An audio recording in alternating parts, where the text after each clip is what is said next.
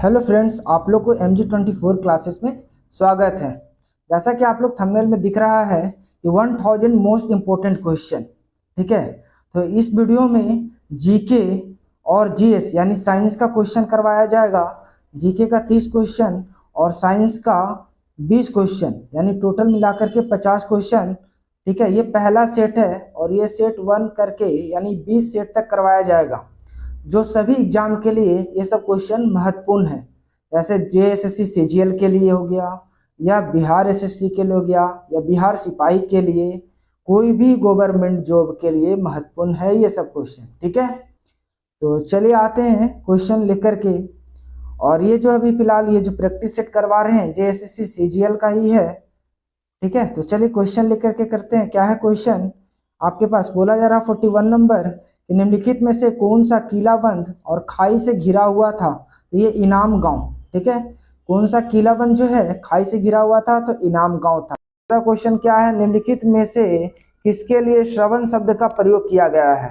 तो श्रवण शब्द का किसके लिए प्रयोग किया गया? तो ऐसे व्यक्ति जिन्होंने संसारिक जीवन को त्याग दिया हो। निम्नलिखित में से किसके लिए श्रवण शब्द का प्रयोग किया जाता है? तो ऐसे व्यक्ति जिन्होंने सांसारिक जीवन को त्याग दिया हो, ठीक है। नेक्स्ट क्वेश्चन पे आते हैं। नेक्स्ट क्वेश्चन बोला जा रहा है मध्यकालीन कृषि के संदर्भ में जिन्स एक कामिल पद से संबंधित है। तो जिन्स एक कामिल कौन सा पद से? तो नगदी फसल से संबंधित है, ठीक है। इसका आंसर क्या हो जाएगा? नगदी फसल। चलिए नेक्स्ट क्वेश्चन आते हैं। नेक्स्ट क्वेश्चन बोला जा रहा है आपके पास कि निम्नलिखित में से कौन सा किसान संघर्ष ब्रिटिश अफीम नीति का परिणाम था? किसान संघर्ष ब्रिटिश अफीम नीति का संघर्ष का परिणाम था। किसका था ये? फुलवारी धावा। फुलगुरी धावा कब हुआ था? ये फुलगुरी धावा 1861 ईस्वी में। किससे संबंधित है? तो ब्रिटिश अफीम से संबंधित है, ठीक है। चलिए नेक्स्ट क्वेश्चन को देखते हैं। नेक्स्ट क्वेश्चन क्या बोला जा रहा है कि नीचे दी गई ऐतिहासिक घटनाओं को कालानुक्रम के अनुसार व्यवस्थित करें तथा दिए गए कूट का प्रयोग कर सही उत्तर का पहचान करें, ठीक है। तो अब इसमें से चार दिया: भारत छोड़ो आंदोलन, क्रिप्स मिशन, नौसेना विद्रोह, लाल किला मुकदमा। ये सबसे पहले कौन सा हुआ था इस चारों में से? तो सबसे पहले क्रिप्स मिशन हुआ था मार्च 1942 में। मार्च 1942 में हुआ था, ठीक है। फिर आपके पास हुआ था भारत आंदोलन। ये भारत आंदोलन कब हुआ था? अगस्त 1942 में, ठीक है। फिर क्या होता? लाल किला मुकदमा। लाल किला मुकदमा कब हुआ था? तो नवंबर 1945 में, ठीक है। फिर नौसेना विद्रोह हुआ था, और नौसेना विद्रोह कब हुआ था? तो फरवरी 1946 में, ठीक है। फरवरी 1946 में। तब आपके पास कालानुक्रम के अनुसार व्यवस्थित करना था, तो सबसे पहले क्या हुआ? क्रिप्स मिशन, यानी 2 नंबर। तो 2 यहाँ पर है, बी में ऑप्शन में है और डी में है। फिर इसके बाद भारत छोड़ो आंदोलन, तो भारत छोड़ो आंदोलन 1 दोनों में, बी और डी में। फिर लाल किला मुकदमा 1945 में हुआ था, तो यानी 4, यानी ऑप्शन क्या हो गया? बी। फिर अंतिम में क्या हुआ? नौसेना विद्रोह, ठीक है। चलिए नेक्स्ट क्वेश्चन को देखते हैं। नेक्स्ट क्वेश्चन बोला जा रहा है कि संविधान की उद्देशिका में प्रयुक्त निम्नलिखित शब्दों को सही क्रम में व्यवस्थित कीजिए, ठीक है। अब ये संविधान के उद्देशिका में प्रयुक्त निम्नलिखित शब्दों को सही क्रम में व्यवस्थित करना है। तो सबसे पहले क्या होगा? प्रभुत्व संपन्न, फिर समाजवादी, ठीक है, पंथ निरपेक्ष, लोकतंत्रात्मक, गणराज। क्या होगा?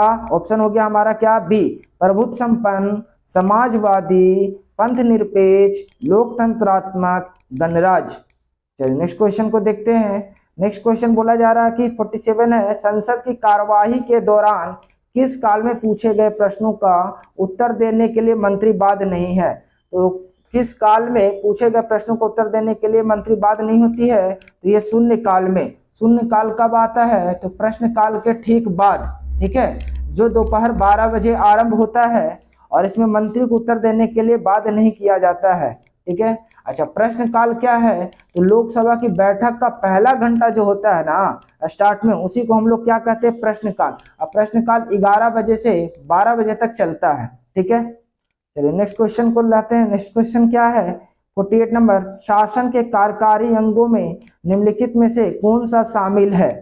इसमें शासन के कार्यकारी अंगों में कौन सा अंग शामिल है? तो प्रधानमंत्री, मंत्रिपरिषद और प्रशासनिक अधिकारी, यानी 1 2 3।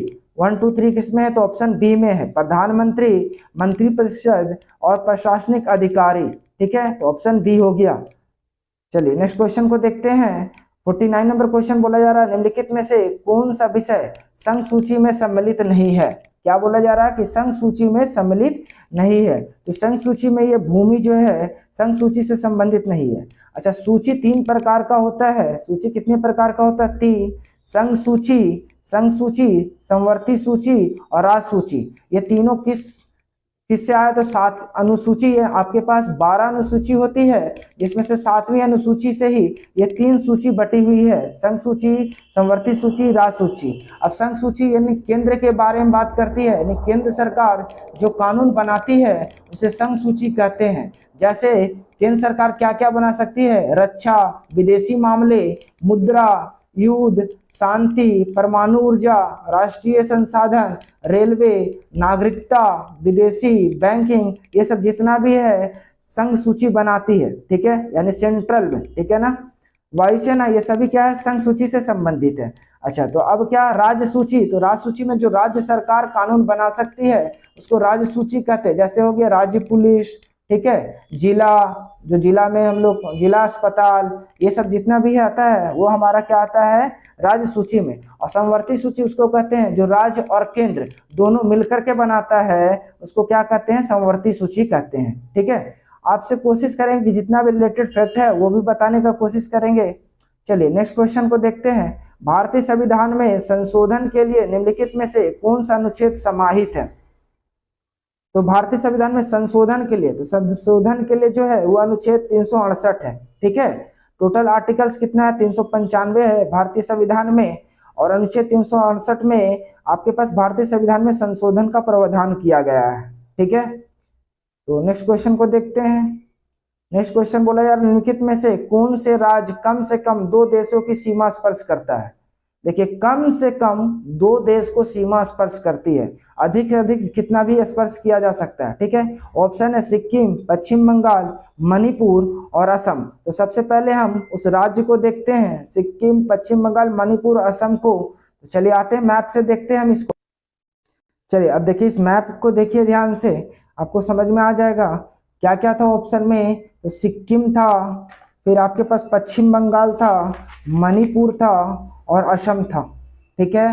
तो सिक्किम आपको देखिए कहाँ दिख रहा है? सिक्किम यहाँ पर दिख रहा। अब सिक्किम किस किस राज्य से टच कर रहा है सर? तो नेपाल से, और आपके पास चीन से और भूटान से। यानी सिक्किम कितने राज्य, कितने देश से टच कर रहा है? तो 3 देश से, ठीक है, 3 कंट्री से, ठीक है।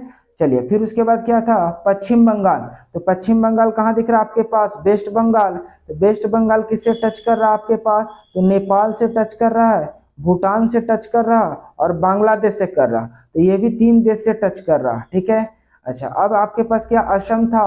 तो असम कितने देश से टच कर रहा था? एक भूटान से कर रहा और दूसरा बांग्लादेश से कर रहा। देखिए इसे असम है हमारा, जो येलो वाला दिख रहा है ये हमारा क्या भूटान से टच कर रहा और ये बांग्लादेश से टच कर रहा।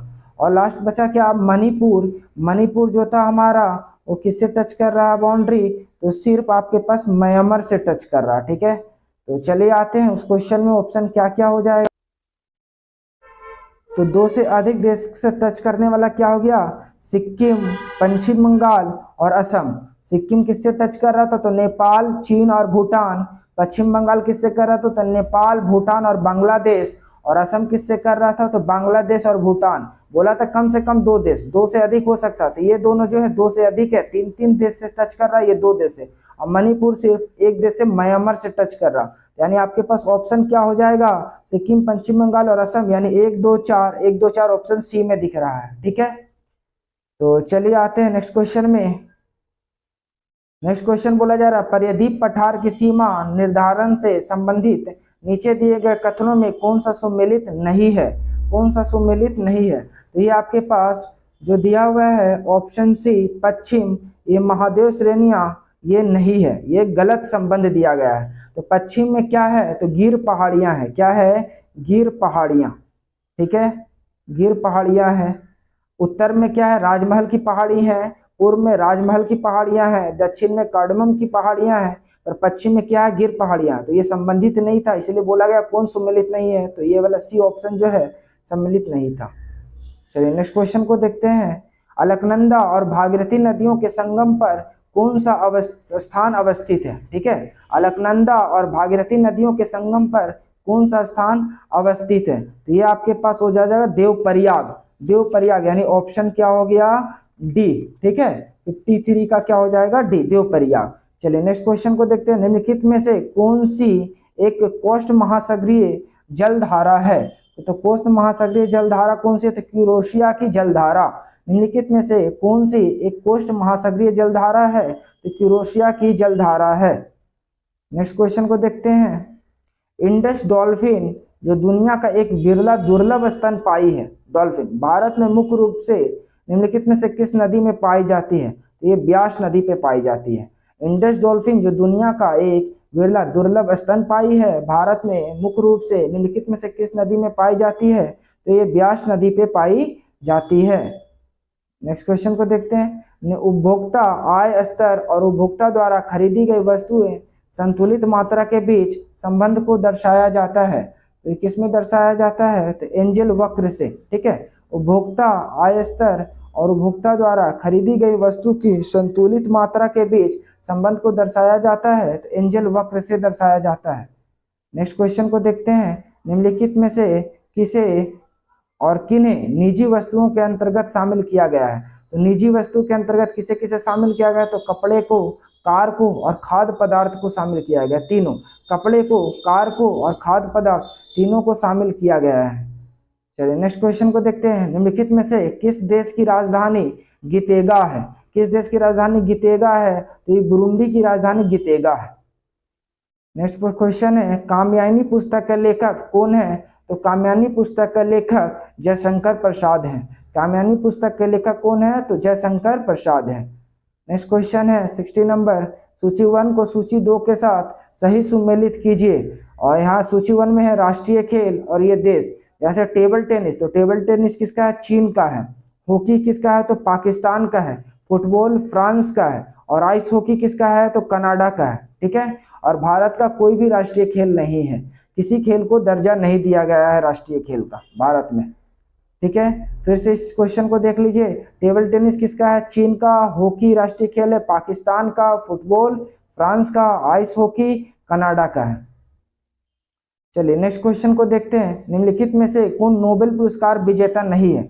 यानी इस B S. Naipaul, Mother Teresa, John वारिडन, अरुंधति राय, इनमें चारों में से किसी एक को नोबेल पुरस्कार नहीं मिला, तो वो ऑप्शन क्या हो जाएगी? अरुंधति राय। अरुंधति राय को नोबेल पुरस्कार से सम्मानित नहीं किया गया है। बाकी B S. Naipaul, Mother Teresa, John वारिडन, ये तीनों को नोबेल पुरस्कार से सम्मानित किया गया है। चलिए नेक्स्ट क्वेश्चन पे आते हैं। निम्नलिखित में से कौन सा सरोद वादक है? क्या बोला जा रहा है? कौन सा सरोद वादक है? तो ये आपके पास मुकेश शर्मा जो है सरोद वादक है। मुकेश शर्मा क्या है? सरोद वादक है। ठीक है, अच्छा ये उस्ताद बिंदु खां, उस्ताद बिंदु खां जो है वो सारंगी वादक है। क्या है ये? सारंगी वादक है। ठीक है, और बंदे हसन जो है सितार वादक है। और जुबीना मेहता संगीत से संबंधित है। नेक्स्ट क्वेश्चन को देखते हैं। राष्ट्रीय विज्ञान दिवस कब मनाया जाता है? तो राष्ट्रीय विज्ञान दिवस 28 फरवरी को मनाया जाता है। ठीक है, अच्छा अब इसमें और जो ऑप्शन है वो भी देख ले। 24 फरवरी को केंद्रीय उत्पादकता शुल्क मनाया जाता है। 24 फरवरी को क्या मनाया जाता है? तो केंद्रीय उत्पादकता शुल्क। ठीक है, तो 24 मार्च को मनाया जाता है विश्व क्षय रोग दिवस। 24 मार्च को विश्व क्षय रोग दिवस यानी जो टीबी दिवस कहते हैं। और 21 जून को अंतर्राष्ट्रीय योग दिवस, 21 जून को अंतर्राष्ट्रीय योग दिवस मनाया जाता है। चलिए नेक्स्ट क्वेश्चन है 64, भारत के किस राज्य में नोवेल कोरोना वायरस का पहला मामला प्रकाश में आया था? तो पहला नोवेल कोरोना वायरस किस राज्य में आया था? तो केरल में आया था। ठीक है, नेक्स्ट क्वेश्चन को देखते हैं। दिसंबर 2021 में मिथिला मखाना को जीआई टैग दिया गया है, ये किस राज्य से संबंधित है? ये मिथिला मखाना को जो जीआई टैग मिला है वो आपको बिहार में मिला है। ठीक है, अच्छा ये जान लीजिए कि जीआई टैग कितने वर्षों के लिए दिया जाता है? तो जीआई टैग 10 वर्षों के लिए दिया जाता है और यही पेटेंट जो है 20 वर्षों के लिए दिया जाता है। जीआई टैग को क्या कहते हैं? तो जियोग्राफिकल इंडिकेशंस। ठीक है, ये कब से स्टार्ट हुआ था? 1999 में रजिस्ट्री हुआ था। ठीक है, जो जीआई टैग मिलता है, सबसे पहले जीआई टैग किसको मिला था? पश्चिम बंगाल को मिला था। इसलिए तो दार्जिलिंग चाय के लिए मिला था। अच्छा, और बिहार में और किसको किसको जीआई टैग मिला है? तो भागलपुर का जर्दालू आम को मिला है, कतरनी धान को मिला है, नवादा का मगही पान मिला, मुजफ्फरपुर की शाही लीची और सिलौ खाजा, मधुबनी पेंटिंग। ठीक है, भागलपुर का सिल्क और मिथिला मखाना, ये सब कहाँ का मिला है? बिहार का। और भी रिलेटेड बताने का कोशिश करेंगे, सिर्फ खाली आप वीडियो को देखते रहिए। चलिए नेक्स्ट क्वेश्चन को देखते हैं। बोला जा रहा, हाल ही में किस भारतीय वास्तुकार को ब्रिटेन के प्रतिष्ठित शाही पदक रॉयल गोल्ड 2022 से सम्मानित किया गया है? तो ये कौन है? बालकृष्ण दोषी। हाल ही में किस भारतीय वास्तुकार को ब्रिटेन के प्रतिष्ठित शाही पदक रॉयल गोल्ड मेडल 2022 से सम्मानित किया गया है? तो बालकृष्ण दोषी को। चलिए नेक्स्ट क्वेश्चन है, निम्नलिखित में से किस देश अंतर्राष्ट्रीय समुद्री संगठन आईएमओ परिषद में 2 साल 2022 से 23 के लिए पुनः सदस्य चुना गया है? ये पुनः सदस्य किसको चुना गया है? तो भारत को। निम्नलिखित में से किस देश को अंतर्राष्ट्रीय समुद्री संगठन आईएमओ परिषद में 2 साल 2022-23 के लिए पुनः सदस्य चुना गया है? तो कौन है? भारत। ठीक है, नेक्स्ट क्वेश्चन क्या दिया हुआ है? वर्ष 2021-22 तक कार्यकाल के लिए किस देश को यूनेस्को का कार्यकारी सदस्य चुना गया है? तो कि भारत को ही चुना गया। वर्ष 2021 से 25 तक के कार्यकाल के लिए किस देश को यूनेस्को के कार्यकारी सदस्य चुना गया है? तो भारत को। नेक्स्ट क्वेश्चन है 69 नंबर, पुस्तक गीता गोविंदा जयदेव डिवाइन ओडिसी के लेखक कौन है? तो डॉक्टर उत्पल के बनर्जी। पुस्तक गीता गोविंदा जयदेव डिवाइन ओडिसी के लेखक कौन है? तो डॉक्टर उत्पल बनर्जी। फिर आपके पास 70 क्वेश्चन नंबर है, किस वर्ष तक भारत को उर्वरक क्षेत्र में आत्मनिर्भर बनाने की घोषणा केंद्रीय रसायन मंत्रालय ने की है? ये 2026। ठीक है, वर्ष 2026 तक। चलिए अब जीके का 30 क्वेश्चन समाप्त हो चुका है। अब साइंस का क्वेश्चन को देखते हैं। साइंस का क्वेश्चन क्या है? 71 नंबर, घरों में व्यय होने वाली विद्युत को यूनिट में मापा जाता है, तो किस में मापा जाता है? तो ये ऊर्जा में नापा जाता है। ठीक है, नेक्स्ट क्वेश्चन को देखते हैं। निम्नलिखित में से किसका संहिता केंद्र वस्तु के बाहर होती है? तो संहिता केंद्र वस्तु के बाहर ये क्रिकेट की गेंद की होती है। 73 नंबर क्वेश्चन बोला जा रहा है, दो द्रवों का एक समांगी मिश्रण है, उन्हें कैसे अलग किया जा सकता है? ठीक है, तो कैसे अलग किया जा सकता है? आसवन विधि द्वारा। ठीक है, दो द्रव्यों का एक समांगी मिश्रण है, यानी समान अनुपात में मिला हुआ है द्रव, तो उन्हें कैसे अलग किया जा सकता है? तो आसवन विधि द्वारा करते हैं। 74 है, इनमें से कौन सी तरंग विद्युत चुंबकीय तरंग नहीं है? विद्युत चुंबकीय तरंग कौन सी नहीं है? तो दृश्य प्रकाश जो है विद्युत चुंबकीय तरंग नहीं है। बाकी एक्सरे, सूक्ष्म तरंग और ध्वनि तरंगे सभी विद्युत चुंबकीय तरंगे हैं, पर दृश्य प्रकाश जो है विद्युत चुंबकीय तरंगे नहीं है। फिर नेक्स्ट है 75 नंबर, किसी तेल सतह पर प्रक्षेपित प्रकाश तरंगे 7 रंगों को किस परिघटना के कारण दर्शाती है? तो ये व्यतिकरण के कारण दर्शाती है। ठीक है, क्या बोला? किसी तेल सतह पर प्रक्षेपित प्रकाश तरंगे 7 रंगों को किस परिघटना के कारण दर्शाती है? तो व्यतिकरण के कारण दर्शाती है। नेक्स्ट क्वेश्चन है, पेयजल को शुद्ध करने के लिए पोटाशियम परमैंगनेट का उपयोग क्यों किया जाता है? तो यह एक ऑक्सीकारक होता है, इसीलिए। ठीक है, क्या बोला? पेयजल को शुद्ध करने के लिए पोटाशियम परमैंगनेट का उपयोग किया जाता है क्योंकि यह एक ऑक्सीकारक है। चलिए 77 नंबर क्वेश्चन देखते हैं। निम्नलिखित क्षार धातुओं में से किसका गलनांक न्यूनतम होता है? यानी किसका गलनांक न्यूनतम होता है? तो सीजियम का गलनांक न्यूनतम होता है। ठीक है, निम्नलिखित क्षार धातुओं में से किसका गलनांक न्यूनतम होता है? तो सीजियम का। नेक्स्ट है, निम्नलिखित में से कौन सा तत्व सभी अम्लों में निश्चित रूप से उपस्थित होता है? यानी जितना भी अम्ल है यानी एसिड है, सभी में निश्चित रूप से उपस्थित होता है, तो हाइड्रोजन। ठीक है, नेक्स्ट क्वेश्चन को देखते हैं। निम्नलिखित वस्त्र के देशों के उनकी रासायनिक प्रकृति के साथ सुमेलित कीजिए। अब जैसे देखिए रेशम, ठीक है, तो रेशम के लिए क्या हो जाएगा? तो रेशम प्रोटीन। ठीक है, फिर टेरिलोन, तो टेरिलोन किसमें? पॉलिस्टर में। और नाइलोन, तो नाइलोन जो है पॉलीमाइड्स। और सूती सेलुलोज। क्या हो गया? रेशम तो प्रोटीन यानी ए का 4। ठीक है, टेरिलोन, टेरिलोन हो गया पॉलिस्टर, नाइलोन तो पॉलीमाइड, और आपके पास सूती क्या हो गया? सेलुलोज, यानी ऑप्शन ए सही है। चलिए 80 नंबर क्वेश्चन देखते हैं। 80 नंबर क्वेश्चन क्या है? सो डीएनए की इकाइयों को क्या कहते हैं? डीएनए की इकाइयों को क्या कहते हैं? तो ये आपके पास हो जाएगा न्यूक्लियोटाइड्स। डीएनए की इकाइयों को क्या कहते हैं? तो न्यूक्लियोटाइड्स कहा जाता है। नेक्स्ट क्वेश्चन को देखते हैं। निम्नलिखित कोशिकांगों में किसमें न्यूक्लिक अम्ल नहीं पाया जाता है? न्यूक्लिक अम्ल नहीं पाने वाला क्या हो जाएगा? तो ये जीव द्रव्य कला, जीव द्रव्य जो कला है उसमें आपके पास न्यूक्लिक अम्ल नहीं पाया जाता है। बाकी केंद्रक, हरित लवक और राइबोसोम में न्यूक्लिक अम्ल पाया जाता है। चलिए नेक्स्ट क्वेश्चन को देखते हैं। निम्नलिखित में से कौन सा एक स्त्री जनन तंत्र का भाग नहीं है? स्त्री जनन तंत्र का भाग मूत्र मार्ग नहीं है। बाकी फिलोपियन ट्यूब, गर्भाशय ग्रीव और योनि, ये तीनों जो है स्त्री जनन तंत्र का भाग है और मूत्र मार्ग स्त्री जनन का भाग नहीं है। चलिए 83 क्वेश्चन नंबर कहा जा रहा है कि निम्नलिखित विटामिनों में से कौन सा एक हमारी अपनी त्वचा में संश्लेषित होती है? तो ये हमारी अपनी त्वचा में संश्लेषित होने वाली विटामिन डी है। ठीक है, चलिए नेक्स्ट क्वेश्चन को देखते हैं।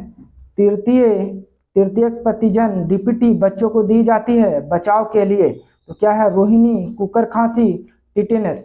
तृतीयक प्रतिजन डीपीटी बच्चों को दी जाती है बच्चों के लिए बचाव के लिए, तो क्या है? रोहिणी, कुकर खांसी और टिटेनस।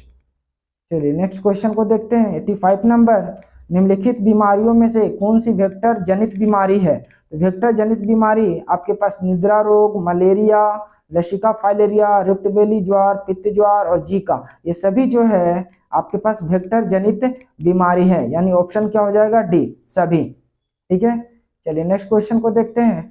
पादपों द्वारा वायुमंडल में जल परिवर्धन की प्रक्रिया कहलाती है, तो ये क्या कहलाएगी? वाष्पोत्सर्जन। पादपों द्वारा वायुमंडल में जल परिवर्धन की प्रक्रिया कहलाती है, वाष्पोत्सर्जन कहलाती है। नेक्स्ट क्वेश्चन 87, मृत मछली से निकलने वाली दुर्गंध किन यौगिकों के कारण होती है? अमीनो अम्ल के कारण। मृत मछलियों से निकलने वाली दुर्गंध किन यौगिक के कारण होती है? तो अमीनो यौगिक के कारण। 88 नंबर क्वेश्चन है, कृत्रिम उपग्रह पृथ्वी से सुस्पष्ट से ट्रैक किया जा सकता है, तो किससे ट्रैक किया जा सकता है? तो डॉपलर प्रभाव द्वारा। कृत्रिम उपग्रह पृथ्वी से सुस्पष्ट से ट्रैक किया जा सकता है, तो डॉपलर प्रभाव द्वारा। नेक्स्ट क्वेश्चन है, नेवल एयर स्टेशन गुरुड़ कहाँ स्थित है? तो ये आपके पास स्थित है कोचीन में। नेवल एयर स्टेशन गुरुड़ कहाँ स्थित है? तो कोचीन में। ठीक है, और लास्ट क्वेश्चन है, एमएस एक्सेल में एक फंक्शन के अंदर फंक्शन को क्या कहा जाता है? एमएस एक्सेल में एक फंक्शन के अंदर फंक्शन को क्या कहा जाता है? ये नेस्टेड फंक्शन कहा जाता है। ठीक है, ये 30 क्वेश्चन जीके का था और 20 साइंस का क्वेश्चन था। टोटल फर्स्ट सेट में 50 क्वेश्चन करवाए हैं और आप लोग से अलग से वीडियो लाएंगे जैसे सीजीएल के लिए झारखंड का जो 40 क्वेश्चन का है और कंप्यूटर का 20 क्वेश्चन का। अगर आपको वीडियो पसंद आया है तो आप वीडियो को लाइक करें और अभी तक चैनल को सब्सक्राइब नहीं किए हैं तो कर लें कि आगे भी आपको सभी ये वीडियो मिल सके जीके का, और अपने दोस्तों में ज़्यादा से ज़्यादा शेयर करें। धन्यवाद।